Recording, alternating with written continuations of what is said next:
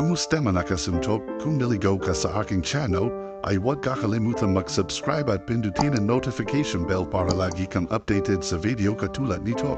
Ayon kay Stephen Smith, talagang kontrobersyal ang naging desisyon sa laban ni Jeff Horn at Manny Pacquiao at isa itong malinaw na pagkakamali sa boxing.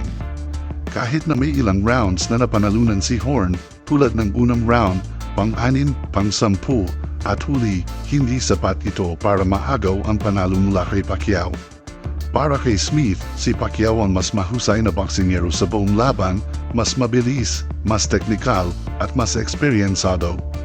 Absolutely not. It was a bogus decision. The thing that I'm depressed about right now is the fact that I don't have the 3 names and a mugshot of each of those officials for the crime that they committed by robbing Manny Pacquiao tonight. I had Jeff Horn winning 4 rounds. I had him win in the first round. I had him win in the 6th round. I had him win in the 10th round, and I had him win in the last round. He almost got stopped in the 9th. I agreed with the decision to let him fight. Bagamat mas malaki si Horn at gumamit siya ng mas pisikal na estilo, laging nakasandal at gumagamit ng maruming taktika, tulad ng pagsiko at suntok sa likod ng ulo, hindi ito dahilan para ipanalo siya ng mga hurado.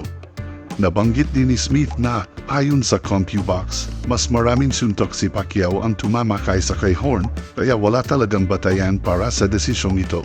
Because he was game all night long. He was the bigger fighter. He was leaning on Manny Pacquiao, mauling him all night long. He was throwing some elbow shots, kept hitting him behind the head while holding him. And every time that he swung, he would lunge in head first, which is why the bleeding occurred. But Manny Pacquiao was quicker. He was the better boxer. He was more experienced. He was winning on points. He was landing more punches, as CompuBox showed and beyond. There is no excuse for a decision like Para sa kanya, si Pacquiao dapat ang nanalo at ang tamang score ay 116, 112 o kahit 117, 112 kung isa sa alang-alang ang ilang mga round na malinaw na kay Pacquiao. Ang ganitong klaseng desisyon ay sumisira sa imahe ng boxing at hindi ito makikita sa mga laban ng UFC na pinamamahalaan ni Dana White. Para kay Smith, ang tanging solusyon dito ay isang rematch. Ipinapakita kasi ng laban na ito na kahit bumagal na ng kaunti si Pacquiao, kaya pa rin niyang makipagsabayan at maraming welterweight boxers ang gusto siyang labanan.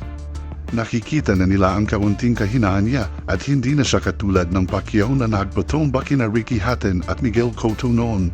Like this, as far as I'm concerned, what you wanted is, okay, I'll give you the rematch. And then after the rematch clause is honored, then Manny Pacquiao has a whole bunch of welterweights out there lining up because they see the vulnerability. They don't see the power that they once saw when he put guys like Ricky Hatton to sleep. They don't see that, or dropped Miguel Cotto. They don't see that Manny Pacquiao anymore. They see a Manny Pacquiao who's game, who's skilled, who has speed, who has some power, but not that knockout power that he once had. So if you're Terrence Crawford, if you're Keith Thurman, if you're Danny Garcia, if you're any of those guys, certainly you want to see Pacquiao. The problem is you were supposed to see Pacquiao with him having won this decision unanimously. I had it 116, 112, Manny Pacquiao easily, or actually 117, 112, because I gave him a 2-point round in round 9. It's stuff like this that hurts the sport of boxing. You don't see this in the UFC. You don't see this with Dana White, but you see this kind of garbage that just took place. And clearly, because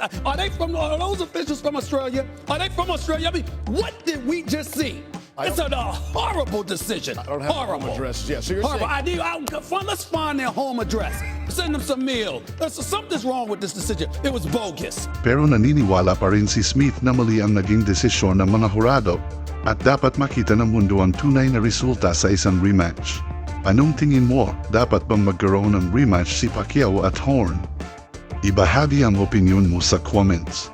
Maraming salamat mga kasuntok.